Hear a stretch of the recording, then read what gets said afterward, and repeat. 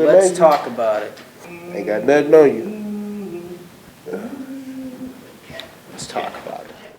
Welcome to this week's episode of Let's Talk About It. We got a real good one for you today, folks. As the fall season wraps up and the winter seasons begin, we will be featuring final games and fresh starts in Pioneer athletics. I'm Rebecca Bartlemay. And I'm Jeremy Williamson. Here's what's happening around UW-Platteville. Following a frustrating conference loss against UW-Oshkosh, the Pioneer football team got a shot at redemption this week as they handed the Blue Devils from UW-Stout a 43-10 loss. Hi, I'm Jeremy Williamson, and I'm joined with sophomore defensive lineman Nick Kilianic and senior defensive back Devin Vance. Devin, can you tell me what it means to the team to come off of a loss against Oshkosh and come out and win so big against a team like Stout? Like you said, coming off a big loss, we really wanted to come out here and just kind of reestablish what we do and who we are. And I think we came out and we played well in all facets of the game and got back to Pioneer football. Good. And Nick, can you tell me how the D-line played today? It seemed like the quarterback was always under pressure. You guys were making him run around. How did the D-line play today? Oh, the D-line played well. We got after it. Last week we really struggled with that. That was something we focused on all week, was getting after the quarterback, disrupting the ball, things that we do all season. And I credit coaching staff and everyone getting after it all week and showing up on the field. Mm-hmm. And as far as it seemed like blitzes were in sync, you guys were playing well with the linebackers. What'd you do this week to kind of tweak what you didn't do so well last week against Oshkosh? Really just went back to basics. The biggest thing is making sure everyone's on the same page. And at times last week, the biggest reason we given up big plays, is people weren't in the right gaps, weren't doing the right things. Hands were in the right placement. So the biggest thing was just getting back to doing what we do and playing dominant football. So. Mm-hmm. And Devin, the defensive backs seemed like they were in sync as well today. I know John Hotchius got hurt, but how big is Brandon Johnson stepping up at the cornerback position? Oh, that's huge for us. Anytime you can replace a great player like John with someone as talented as Brandon, it's nice to have that depth. Like you said, DBs played well today. We knew they were going to come out, try and throw the ball around the yard, so we focused all week on that, and I think we did a good job today. Yeah. What is talk around the locker room as far as moving forward and maybe extending the season longer than just those two games? All we can really do is focus on our next opponent and come out with 2 strong wins at the end of the season, and hopefully, the committee will be nice to us and let us in. Or otherwise, we have 2 games left, and we're going to play hard and play our way. So, all right, I want to thank you, boys, and congratulations on a big win. Thanks, Jeremy. And this is Let's Talk About It, and I'm Jeremy Williamson.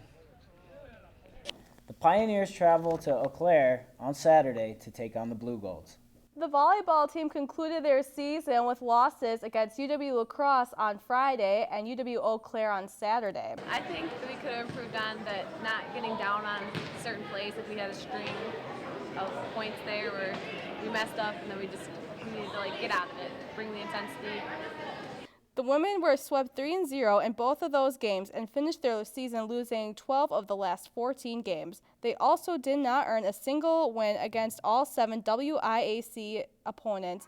Head coach Deb Schulman will lose 4 of her players to graduation and as of now plans on returning 11 players from the 15 women roster. The men's soccer team concluded their regular season on Sunday with a win over Carroll University at Pioneer Stadium 3-0. The game honored 5 special individuals as it was senior day for the Pioneers. Having won 9 of their last 12 games with 2 wins over top 10 nationally ranked opponents, the men hope to earn an at-large bid in the North region for the Division III NCAA tournament. The women's basketball team will start their regular season in 1 week. 6-year head coach Megan Wilson boasts her youngest roster ever. With no returning seniors leading the squad, junior Megan Hartman, along with a few others, will be leading the team. Our Marquise Edmonds sat down with Megan Hartman on her thoughts of the upcoming season.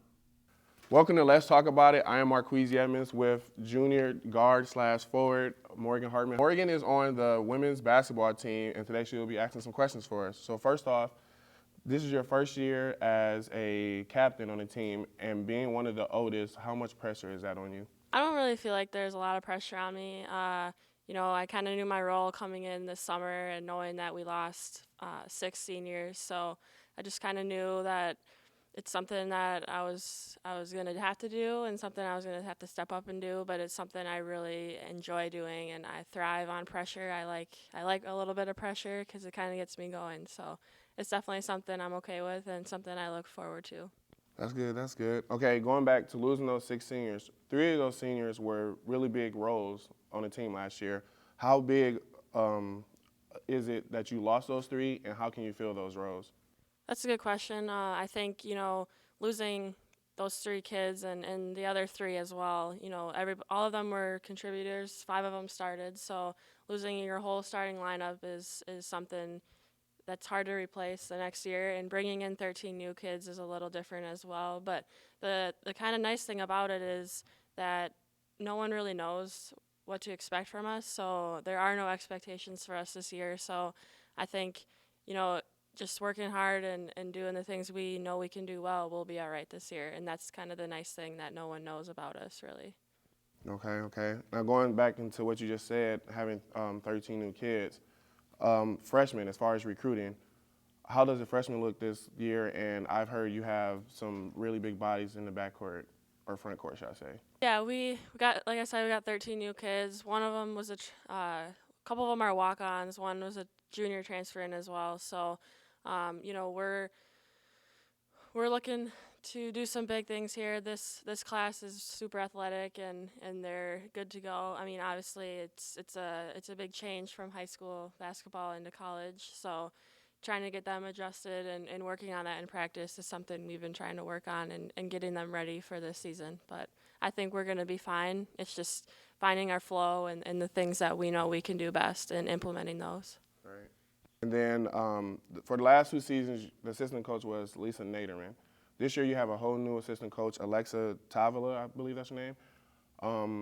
What does she bring to the team, and what's the difference between her and Lisa Naderman? Well, Lisa was really good. She did a lot. She's been with Coach Wilson for a while now in her years, and Lisa played here as well, and she was great having her around, and she was a funny person, helped you whenever you needed, did some individual work whenever you wanted to work out with her or get some extra shots up.